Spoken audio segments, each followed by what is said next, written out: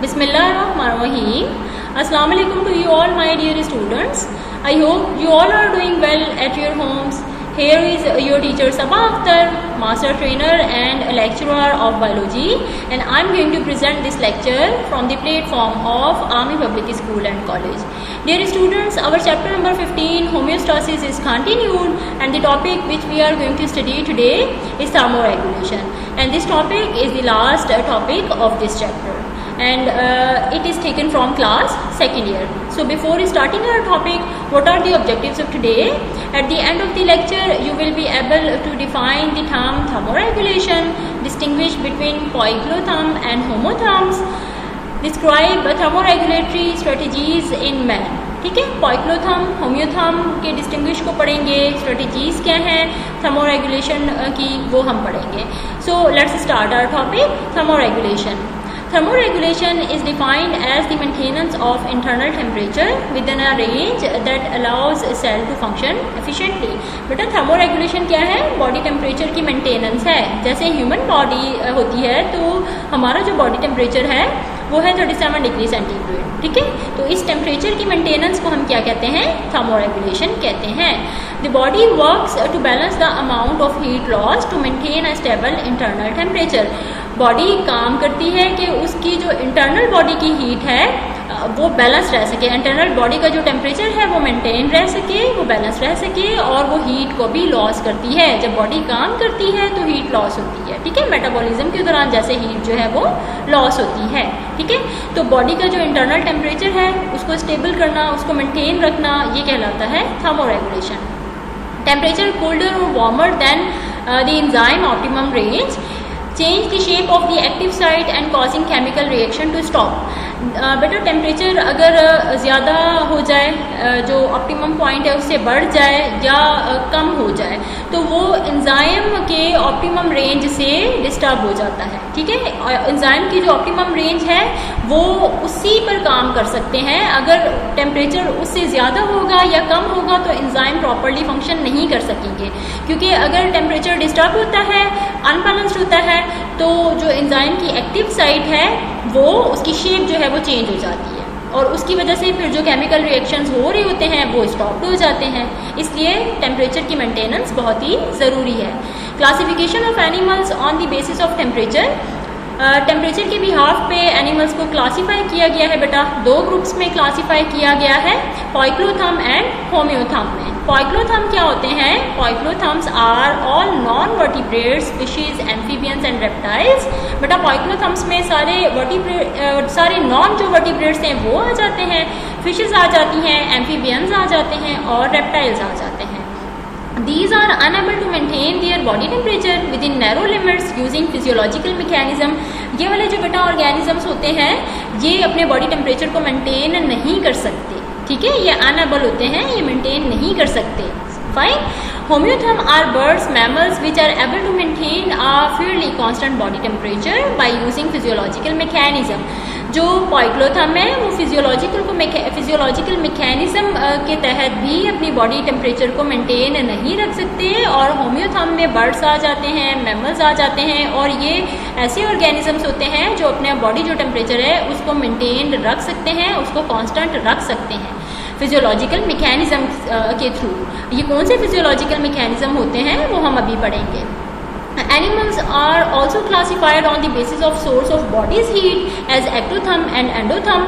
देखिए बेटा बॉडी की हीट के बिहाफ पे एनिमल्स को दो ग्रुप्स में डिवाइड किया गया है, वो है एक्टोथर्म और है एंडोथर्म्स. ठीक है, एक्टोथर्म्स क्या होते हैं? Animals produce metabolic heat at low level and that is also exchange quickly with environment. Ectotherms जो होते हैं उनकी बॉडी की जो मेटाबॉलिक हीट होती है वो बहुत ही लो लेवल पर होती है. ठीक है, बहुत कम प्रोड्यूस्ड होती है, ज़्यादा नहीं प्रोड्यूस्ड होती, और ये जो हीट होती है ये अपने इन्वायरमेंट के साथ फ़ौरन से एक्सचेंज कर लेते हैं.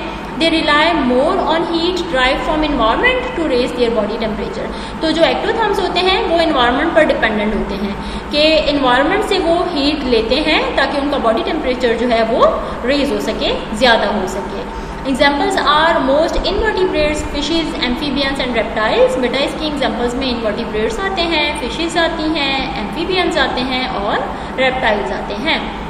Endotherm animals produce their own body heat through heat production as byproduct during metabolism in muscles or by the action of hormones that increase metabolic rate. बेटा जो एंडोथर्म एनिमल्स होते हैं वो अपनी हीट को मेंटेन रख सकते हैं, उनकी बॉडी में जब मेटाबॉलिज्म होता है तो उसके दौरान हीट की प्रोडक्शन होती है, ठीक है, मसल्स में हीट की प्रोडक्शन होती है और कुछ जो एंजाइम है उन एंजाइम एक्शंस की वजह से भी मेटाबॉलिक रेट इंक्रीज होता है और ये जो एंडोथर्म ऑर्गेनिजम्स हैं अपनी बॉडी की हीट को ज़्यादा इसमें प्रोडक्शन होती है तो ये बॉडी का टेम्परेचर भी मेंटेन रख सकते हैं। The example of endotherms are birds and mammals. इसके एग्जाम्पल्स में आ जाते हैं बर्ड्स और mammals. Thermoregulatory strategies in man. बेटा मैन में क्या है, किस तरीके से हम अपना बॉडी टेम्परेचर मेंटेन रख सकते हैं। 37 डिग्री सेंटीग्रेड ही रहता है, उससे ज़्यादा या कम नहीं होता, तो ये हम यहाँ पर आज पढ़ेंगे। Thermoregulatory center in human body is located in the hypothalamus which act as thermostat। बेटा हमारे ब्रेन में, हमारे हाइपोथैलेमस में, या हमारा जो ब्रेन है उसका एक पार्ट है हाइपोथैलेमस, ठीक है। हाइपोथैलेमस जो है ये थर्मोरेगुलेटरी सेंटर के तौर पर काम करता है और इसको हम थर्मोस्टेट कहते हैं। हाइपोथैलेमस को हम थर्मोस्टेट कहते हैं, ठीक है, क्योंकि ये थोड़ी सी माइन्यूट भी चेंजिंग अगर टेम्परेचर में होती है तो फ़ौरन से डिटेक्ट कर लेता है और फिर अकॉर्डिंगली ये कोई एक्शन परफॉर्म करता है, ठीक है। It can detect the temperature of the blood that passes through it, and if the temperature increases or decreases even slightly, the hypothalamus initiate corrective response such as sweating or shivering। बेटा देखें hypothalamus क्या है, हमारे पास thermostat है, brain है हमारा जो thermoregulatory centre है ह्यूमन बॉडी का। अगर टेम्परेचर थोड़ा सा भी चेंज हो जाए तो ब्लड जो यहाँ से पास होता है ना हाइपोथैलेमस से, अगर उस ब्लड में थोड़ा सा भी टेम्परेचर चेंज हो, बिल्कुल माइन्यूट भी इंक्रीज हो जाए या स्लाइटली डिक्रीज इंक्रीज हो जाए तो वो फ़ौरन से इसको डिटेक्ट कर लेता है और फिर वो करेक्टिव रेस्पॉन्स देता है। जैसे कि स्वेटिंग होती है, अगर तो टेम्परेचर ज़्यादा हो गया तो हमें फ़ौरन से स्वेटिंग होती है, पसीना आता है ताकि जो कूलिंग इफेक्ट प्रोड्यूस्ड हो, ठीक है। और अगर टेम्परेचर कम हो जाता है तो बेटा हमें शिवरिंग होती है, मसल्स में शिवरिंग होती है ताकि जो टेम्परेचर है वो नॉर्मल रह सके, ठीक है। When we encounter a particularly warm or cold environment, temperature receptors in skin inform the hypothalamus. बेटा अगर हम लोग ऐसे इन्वायरमेंट में रह रहे हैं जहाँ टेम्परेचर बहुत ज़्यादा है, जैसे समर सीजन में होता है, और बहुत ठंडा हो गया है जैसे कि विंटर में होता है, तो जो टेम्परेचर रिसेप्टर्स होते हैं ना स्किन में, वो फ़ौरन से हाइपोथैलेमस को ये मैसेज पहुँचाते हैं। They also stimulate higher voluntary centres of the brain, और ये जो हायर सेंटर्स हैं वॉलेंट्री सेंटर्स जो हैं ब्रेन के, उनको भी स्टिमुलेट करता है, ठीक है। This means that we feel changing our clothing or turning the heat up or down. बेटा फिर हम क्या करते हैं, अगर तो सर्दियां हैं जैसे, तो फिर हम मोटे कपड़े पहनना शुरू कर देते हैं, या अगर हमें ठंड लग रही है तो हम मोटे कपड़े पहनना शुरू कर देते हैं, सॉक्स, कैप्स या शॉल्स वगैरह लेना शुरू कर देते हैं। और अगर हमें गर्मी लग रही है तो फिर हम पतले लॉन के कपड़े पहनना शुरू कर देते हैं, ठीक है। तो ये क्या है, often this behavioural response correct the situation without the need of any physiological response. तो बेटा ये जो हमारा बिहेवियरल रिस्पॉन्स है, हमने जैसे शॉवर ले लिया, बहुत ज़्यादा गर्मी लग रही है, हमने शॉवर ले लिया, तो ये किसी भी मतलब जो हमारे बॉडी का जो टेम्परेचर है ना 37 डिग्री सेंटीग्रेड, वो इससे मेंटेन रहता है, फाइन।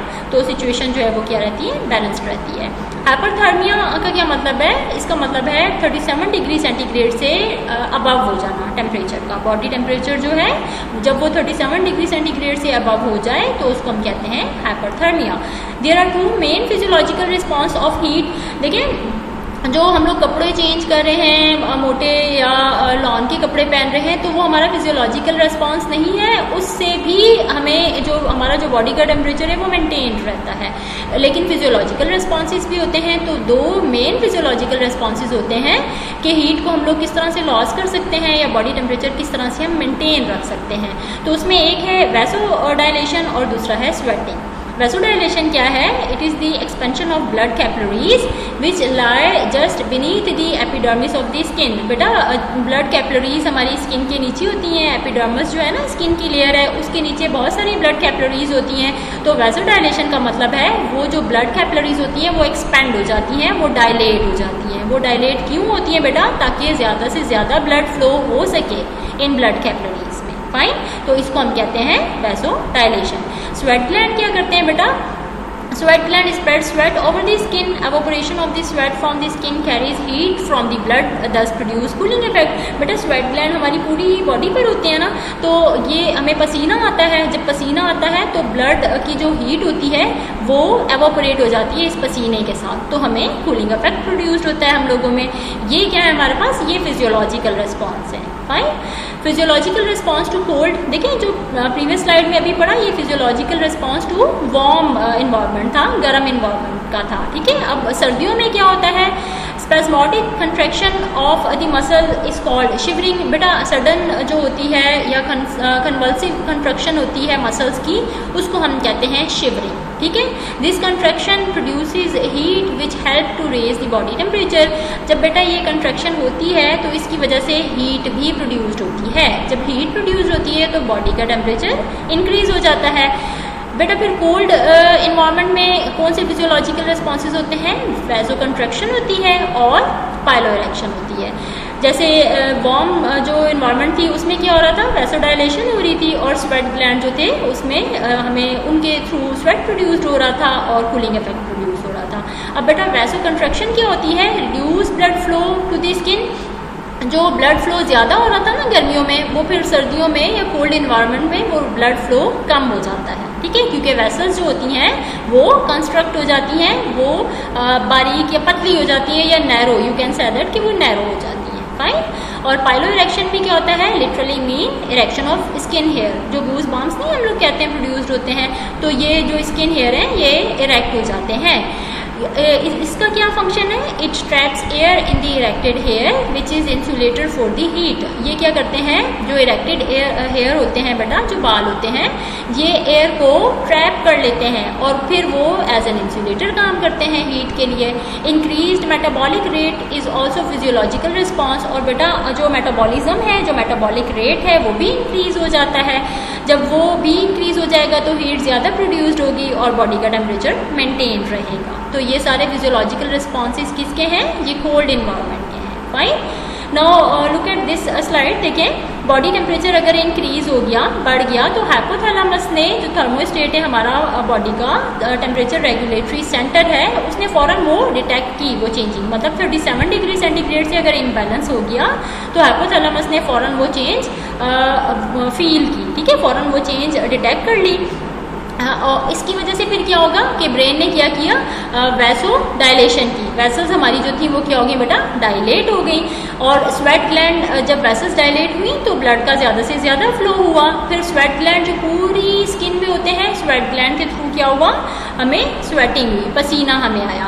फिर उस पसीने में, उस स्वेट में जो वार्म था ब्लड, जो था, जो ब्लड की हीट थी, वो हीट जो थी वो एवोपरेट हो गई। जब हीट एवोपरेट हो गई तो कूलिंग इफेक्ट प्रोड्यूस हुआ। फाइन, और बेटा अगर बॉडी का टेम्परेचर डिक्रीज हो, या फिर आप कह सकते हैं कि एनवायरनमेंट हमारी ठंडी हो जाए, जैसे विंटर सीजन में होता है, तो वो भी हाइपोथैलेमिक जो सेंटर है, सेट पॉइंट है हमारा, उससे अगर कम हो गया है हमारा, मतलब टेम्परेचर बॉडी टेम्परेचर से कम हो गया है, तो हाइपोथैलेमस जो है वो फ़ौरन से उस चेंज को डिटेक्ट करेगा।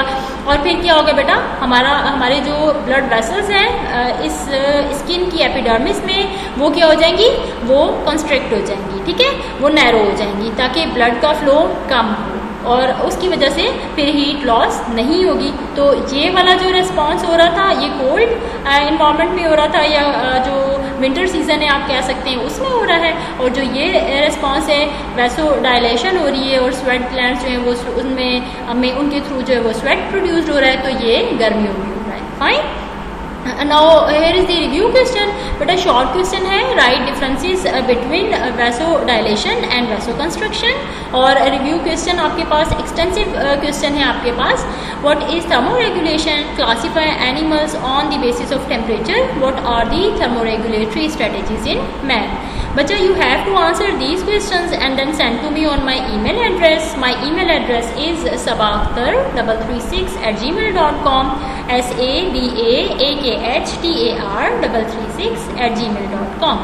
I hope you have got today's lecture, but if you are feeling any confusion, you may ask in comment section. Take a good care of yourself and your family as well. Thank you so much. Allah Hafiz.